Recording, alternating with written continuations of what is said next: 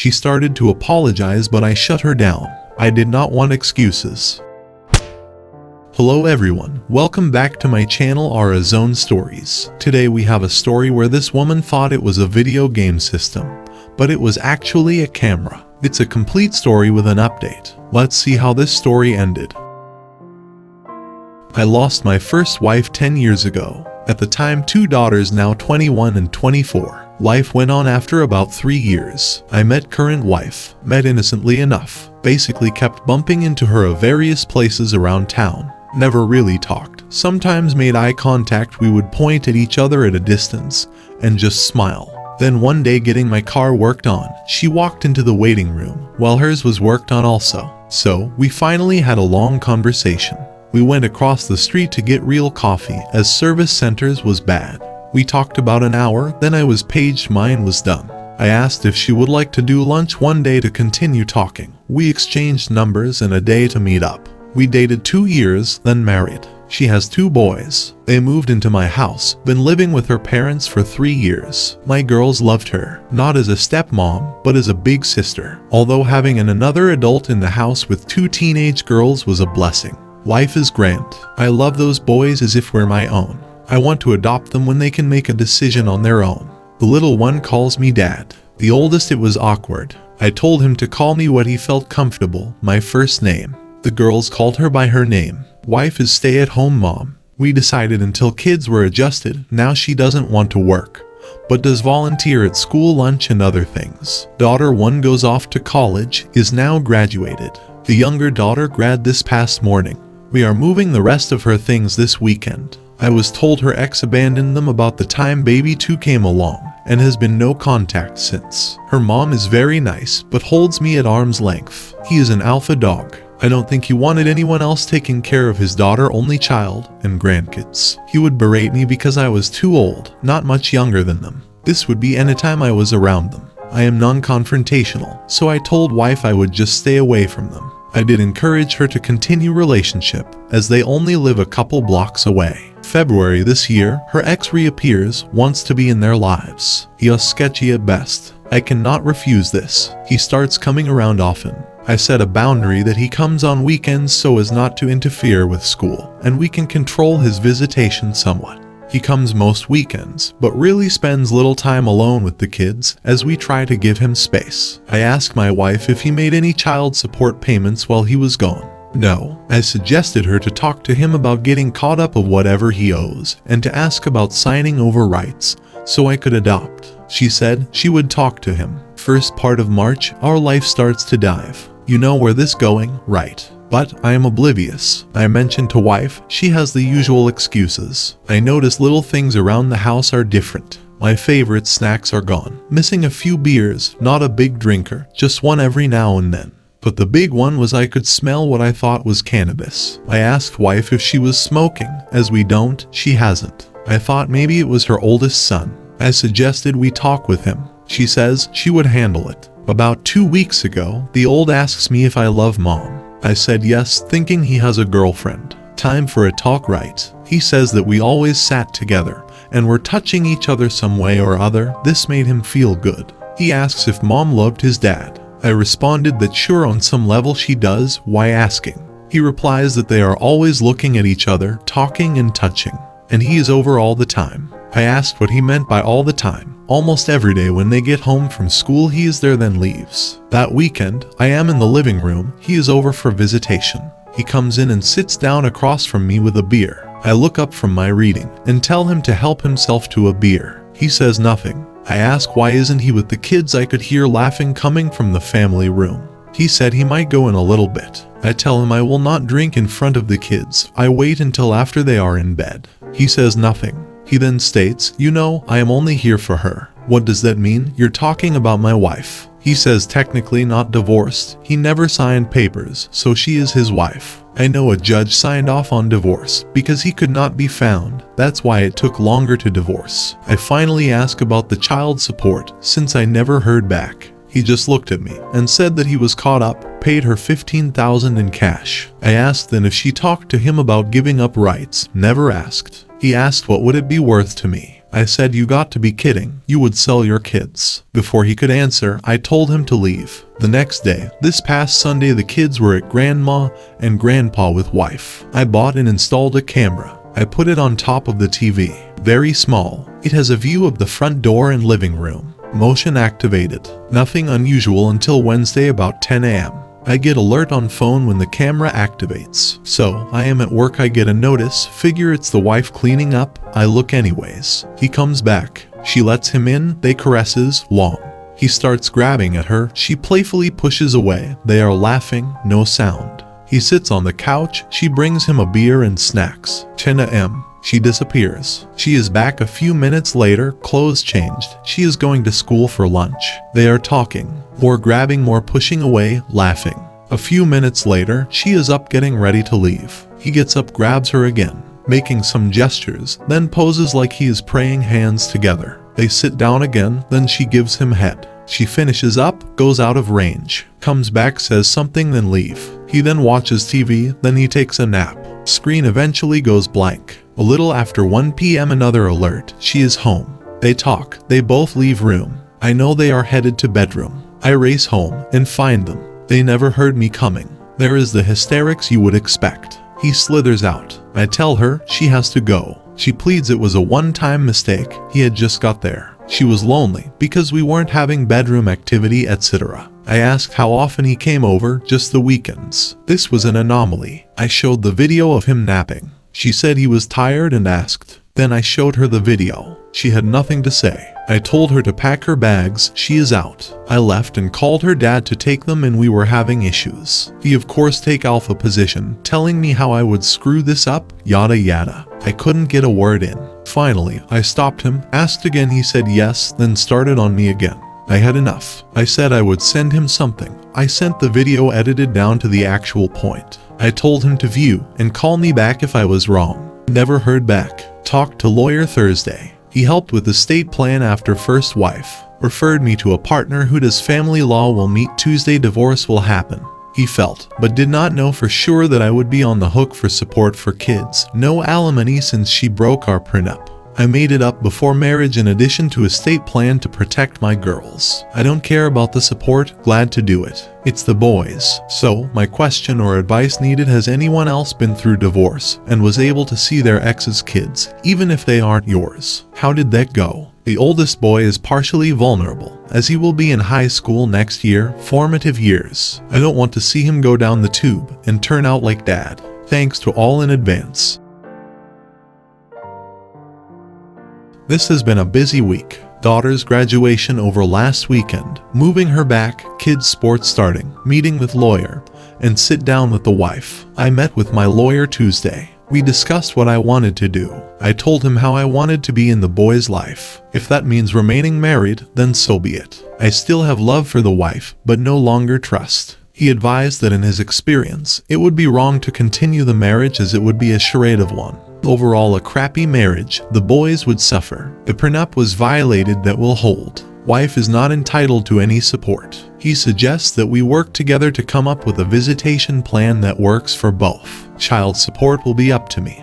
But again, anything we work out will be looked on favorably by the court. He added that there have been cases where judges have ruled that a step-parent that has been in the child's life for a long time, where they have supported them, should pay child support. He didn't think the judges in our local courts have ruled that way, but they may at some time. Once she gets a lawyer, everything will be tougher. Get it worked out before then. He tells me in their weekly partners meeting they go over new and upcoming cases. My original attorney only did elder law and estate planning. My new attorney does family law. The others do criminal and liability. A few hours after the meeting, criminal attorney, California, comes into his office, and I told him the $15,000 in back child support just didn't sound right.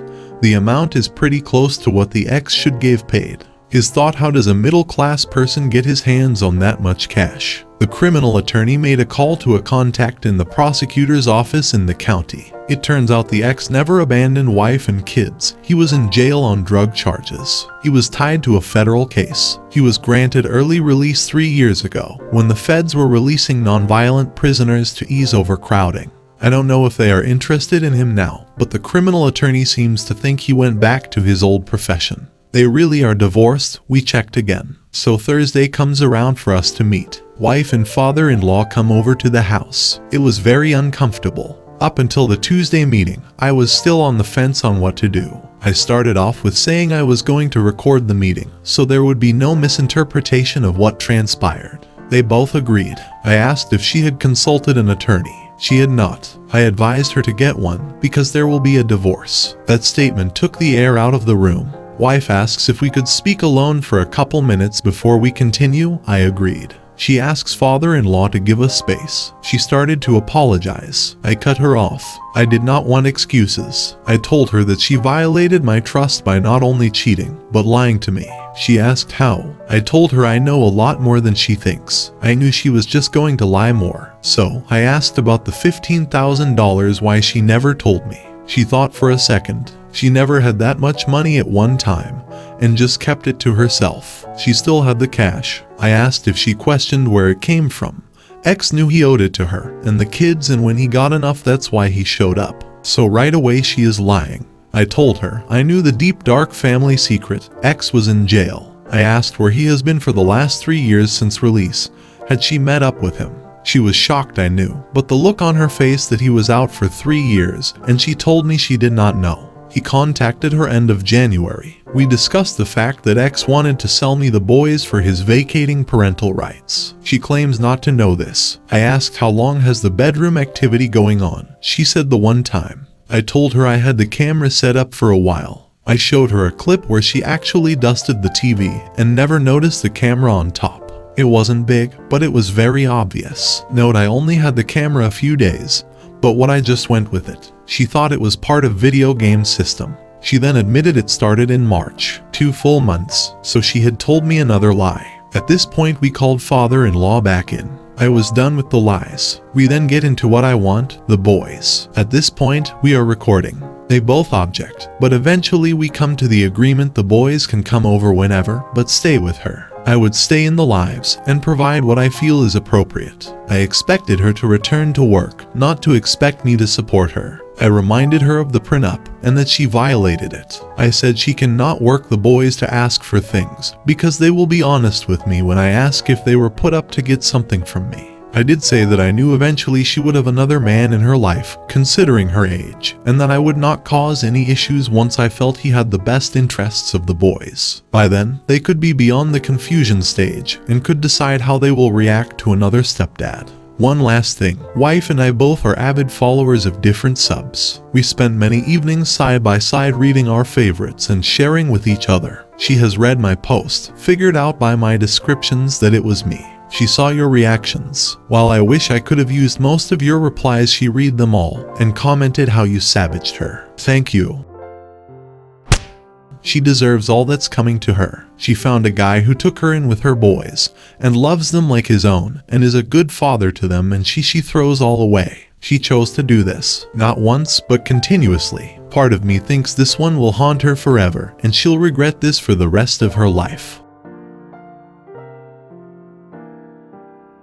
So my GF and I met a little over 3 years ago on Tinder. Immediately upon chatting, I knew something was there. She felt the same. We couldn't go more than 2 days apart. Almost immediately I was like, oh, she's the one. Granted, I had been a tad desperate at this point. This was the second of 2 different dates in 2.5 years, and been ghosted in 3 different occasions. Anyway, there had always been an immediate connection. I have always had an anger problem. I've been to 3 years of therapy, which significantly helped, and it had stopped shortly after I had gotten with my significant other. She had always been pretty immature. Not so much of a problem in the terms of dirty jokes and video games, but more of doesn't know how to be an adult kind of immature. We've never had any issue with communication. Any issue or question, never a problem. If we were upset, we would both just chill for a few minutes then discuss. With our combined mental states, there weren't many, but we did have those talks. Once we were able to just take a beat, we could talk through any issue. About 4 months after being together, we moved in together. I owned a house at the time.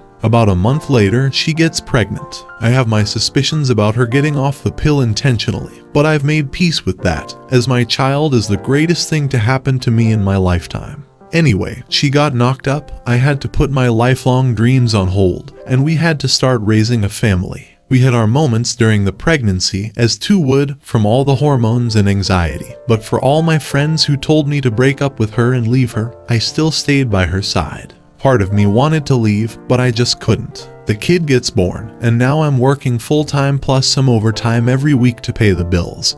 And she worked on my days off, so we could go without daycare. So as a stay-at-home mom essentially, I never asked for much. I've been mostly a messy person my whole life, so that never bothered me. But with the kid, I only ever asked for her to vacuum every day and clean the table so I could cook supper after getting home from work and alternate days on dishes. I had a tiny 850 square feet house. Literally 45 minutes of work every day have stayed on top of it. She rarely did any of it. Maybe vacuumed once a week. Maybe every other day cleaned off the table. My friends always were like, leave her, she's lazy. I stuck it out. I knew she was immature and needed time to grow as an adult. Everybody does. Over the next 1.5 years, it did slowly get better. I never asked for much, but it did get better, which I always told her I was proud of. Now, 6 months ago, the housing market was great for sellers. We sold my house and moved to a larger city. The town I lived in had 90 people in it, and the town we worked in had like 2 restaurants. One was amazing, to be fair, and the nearest Walmart was 1 hour away. We moved to the larger city so 1, we can do more stuff as a family. 2, I can get back into chasing my dream job. Her dream was always just being a mom and voice acting. 3, a little warmer in the winters. So we moved to a larger city, which was 6.5 hours away, and the current financials are terrible. Granted, there are much cheaper apartments available, but with the home sale, we had to take whatever was available, and it's super expensive. So the plan always was grind out a year, and then move into a cheaper place, and be able to have a good life. She was able to get back into being a daycare teacher, which she had gone to school for. And I had to take an overnight job at Walmart just to pay bills. If either of us got less than 80 hours on a paycheck, it would need to go on a credit card. So we were not going to be homeless, but like many, one disaster away from being that. As many of you can guess, overnights and also at Walmart is terrible. I sleep like crap during the day and get a couple of hours of sleep while my GF and kid are home before I go to work. It's a pretty big sacrifice, missing family time, just so I can get a total of 3 or 4 hours of sleep in a day total, just so we aren't homeless. Now with the financial struggles, my GF's mom had cancer come back a few months ago, and basically shut her body down within days. When we found out, I immediately bought her and my daughter tickets to fly across the country to see her for the last time. Luckily they made it in time. And the last time her mom's eyes were open, she saw them, tried to talk but couldn't, but was able to smile, and then never open again and gone the next day. So between all that, we were still able to find stuff to do as a family. We try to do one thing a weekend, whether it's a state park or just a nice hike somewhere, something in our free time together. Now finally on the cheating. So I got a message from some random dude on Facebook saying she was cheating. I thought it was a scam and ignored it. My GF then started getting calls from him to come clean. She had met him in VR chat, I believe, and she told him she was single. The complaints she has told me as to why she did this, along with my reasoning behind them when we talked. She has been unhappy for months. She never came to me about any of it. Repeatedly told me how happy she was that we moved her, and how many things we can do as a family. She's afraid that my anger issues will come back. No indication of that, as I've literally never been happier in my life, well up till now. She says that we don't do enough together as a family, like either in the weekends or when I'm home before work when I have to sleep. I need sleep for a job that I'm giving up sleeping together, so we aren't homeless. She gets lonely at night. Again, a sacrifice I have made is to pay bills. What I think happened is that she is still immature, was required to be an adult. When we met, her roommate paid all the bills from a good paying job for the first time in her life, and she has never struggled like this before. It's been okay because of the time at work sacrifices I've had to make. I've basically missed the first 1.5 years of my kid's life to pay bills. So basically, she's never had to struggle. And she immediately took a cop out and needed to hear from a guy that, oh, it's okay honey, take days off of work. You deserve it. You work so hard, etc. Because she can't be an adult. Like I said before, we have never had a problems communicating our issues. It was one of the big reasons I was like, oh, this is something. Why the radio silence all of a sudden, I don't know. But anyway, in asking questions about the cheating, she told me that she didn't know what she was doing. She was just seeing where it was going, It was a mistake, etc. I just don't know what to do. I feel she is only sorry cause she got caught. I don't know how that progresses into the future. My biggest worries are, we have a lease together till August 2023, and I absolutely refuse to lose any more time around my kid. Part of me wants to make it work, cause I loved her so much, and I can't lose any time with my kid.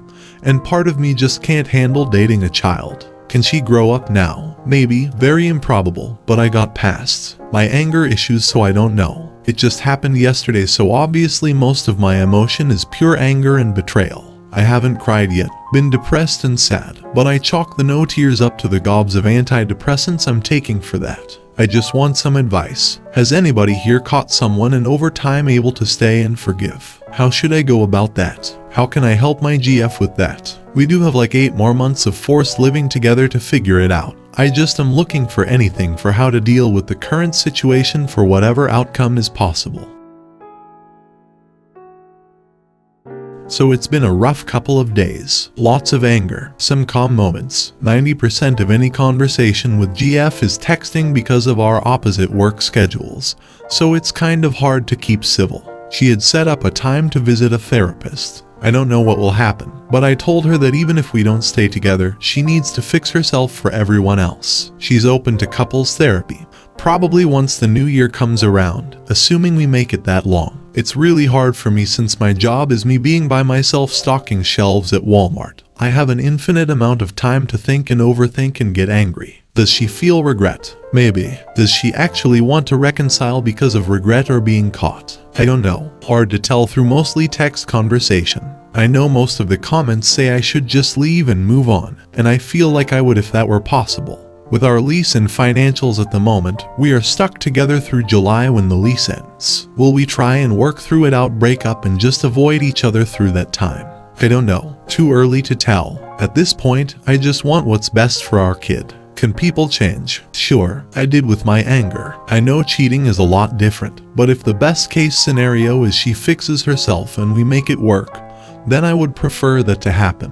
But when the lease ends and nothing changed, well, there is the end. Is it probably the dumb move? Should I just cut her loose? Yeah, probably. But unfortunately, I just can't bring myself to that yet. But who knows? Another day and night all by myself with thoughts left to stew. Who knows what life will bring? If there wasn't the lease issue, then it'd be done. But my brain currently can't get past the whole give her a chance because you are trapped anyway physically. She uses that as an excuse to cheat, even though she knows he's working so hard for her and his kid. This is so disgusting. She complains about his hard work, no time left for her, but does she complain about paying bills, food, clothes, etc. with the money he earned? She has to say something to justify her betrayal, but there couldn't be any valid reason to justify it. It's 100% on her.